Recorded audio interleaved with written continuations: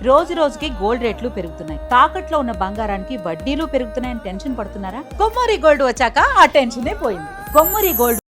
Trainee IPS Uday Krishnareddy cell phone ఎక్కడ?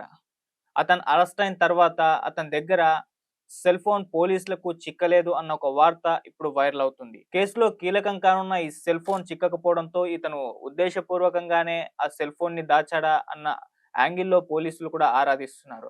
ఇప్పుడు దీనికి సంబంధించి ఒకసారి డిస్కస్ చేద్దాం. ఏం జరిగింది?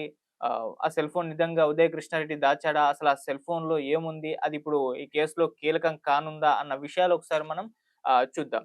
సో, ఉదయ్ కృష్ణారెడ్డి కేసు అందరికీ తెలిసిందే. అతను ఆహ్, ట్రైనింగ్ తీసుకున్న టైంలో తన సహచరిని ఒక మహిళా ట్రైనీ ఐపీఎస్‌ని లైంగికంగా వేధించాడు. ఆమెని టార్చర్ చేశాడు.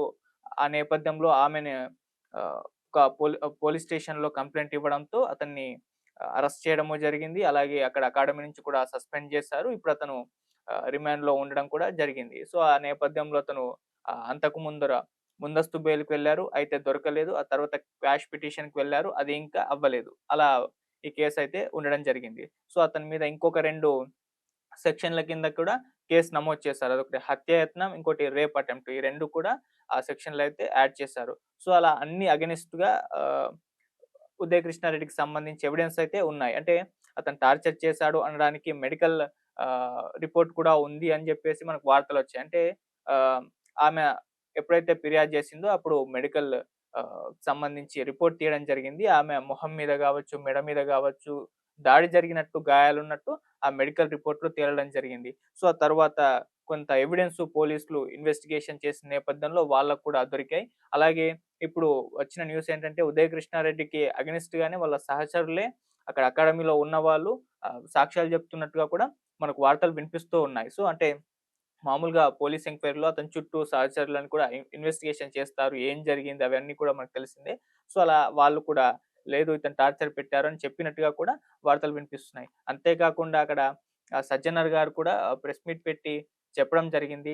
అతను ఆమెను వేధించాడు అనడానికి సాక్ష్యాలున్నాయి. అతను వేధించాడు అని చెప్పేసి కూడా చెప్పడం జరిగింది. సో, అలా కంప్లీట్‌గా ఉదయ్ కృష్ణారెడ్డికి సంబంధించి ఎవిడెన్స్ అన్నీ కూడా ఆహ్, పోలీసులు గ్యాదర్ చేసే ప్రయత్నం అయితే చేస్తూ ఉన్నారు. సో, దాదాపు అన్ని ఎవిడెన్స్ కూడా లభ్యమయ్యాయి. అయితే ఉదయ్ కృష్ణారెడ్డి దగ్గర ఈ మహిళా ట్రైనీ ఐపీఎస్‌కి సంబంధించిన వీడియోలు ఉన్నాయని జెప్పేసి గతంలో అతను కూడా చెప్పడం జరిగింది. ఆ వీడియోలనే ఆహ్, ఆ సెల్ ఫోన్ ద్వారానే వాళ్ళ హస్బెండ్‌కి కూడా ఆ వీడియోలు పంపడం, లేకుంటే అసభ్యకరమైన మెసేజ్‌లు పంపడం అయితే జరిగింది.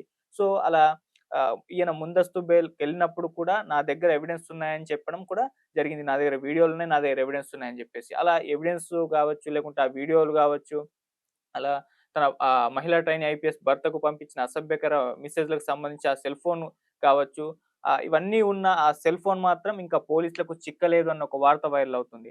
సో, అతన్ని అరెస్ట్ చేసిన తర్వాత అతని దగ్గర ఎక్కడ కూడా ఆ సెల్ ఫోన్ లభ్యం కాలేదని జెప్పేసి పోలీసుల దగ్గర నుంచి ఇన్ఫర్మేషన్ రావడం అయితే జరిగినట్టుగా మనకు తెలుస్తుంది. అయితే హైదరాబాద్‌లో మోతీనగర్‌లోని బంధువు ఇంట్లో కూడా పోలీసులు సోదాలు నిర్వహించారు. ఆ సెల్ ఫోన్ దొరుకుతుందో లేదో అని జెప్పేసి. సో, అక్కడనే సోదాలు నిర్వహించినప్పటికీ ఆ సెల్ ఫోన్ అయితే వాళ్ళకు దొరకలేదు.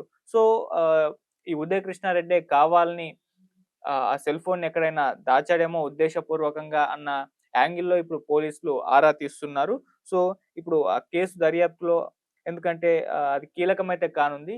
ఆ వీడియోలు పంపించిన ఆ సెల్ ఫోను, ఆ సెల్ ఫోన్‌లోనే ఈమెకు సంబంధించిన వీడియోలుండడం, ఇలా అన్ని అంటే మొదటి నుంచి అతను క్యారీ చేస్తున్న ఆ సెల్ ఫోన్‌లో చాలా వరకు ఎవిడెన్స్ అయితే ఉంటాయి కాబట్టి, వాటికి సంబంధించి పోలీసుల సెల్ ఫోన్‌ని తీసుకునే ప్రయత్నం చేస్తున్నప్పటికీ అది ఎక్కడ కూడా లభ్యమైతే కావట్లేదు. సో, ఇతను ఎక్కడ దాచాడు అనేది ఇంకా తెలియలేదు. సో, దాని పరంగానే అలాగే అతని దగ్గర నుంచి స్వాధీనం చేసుకున్న ల్యాప్‌టాప్‌ని మాత్రం ఫోరెన్సిక్ ల్యాబ్‌కైతే పంపించడం జరిగింది. సో, తొందరలో ఆ సెల్ ఫోన్‌ని కూడా అతని దగ్గర నుంచి తీసుకునే అవకాశాలు కూడా కనిపిస్తున్నాయి. మేబీ అతను ఎప్పుడైతే అతనికి నోటీసులు ఇవ్వడానికి వెళ్ళినప్పుడు అతను హైదరాబాద్‌లో ఎక్కడ లేకపోవడం, పరారులో ఉన్నాడన్న వార్తలు రావడంతో మరి ఆ సెల్ ఫోన్‌ను ఎక్కడన్నా దాచాడా సొంత ఊర్లో గావచ్చు. అలాగే అతనికి ఫోను చేస్తున్న టైంలో కూడా ఫోను స్విచ్ ఆఫ్ రావడం జరిగింది. సో, ఆ నేపథ్యంలో ఆ ఫోన్‌ని ఎక్కడో ఒక చోట దాచుంటాడని జెప్పేసి వాళ్ళు తొందరలో దాన్ని చేజిక్కించుకొని దాన్ని కూడా ఒక ఎవిడెన్స్‌గా పెట్టే అవకాశాలయితే కనిపిస్తున్నాయి. చూద్దాం మరి ఏం జరుగుతుందో ఉదయ్ కృష్ణారెడ్డి విషయంలో. సో, అన్ని ఎవిడెన్స్ అయితే తనకు అగెయిన్స్ట్‌గా అయితే మారడం జరిగింది. పోలీసులన్నీ కూడా గ్యాదర్ జేస్తున్నారు. మరి కోర్ట్‌లో ఏం జరుగుతుందో మనం కూడా వెయిట్ చేసి చూడాల్సిన అవసరం అయితే ఉంది. అప్పటి వరకైతే వెయిట్ చేద్దాం. Thank you so much.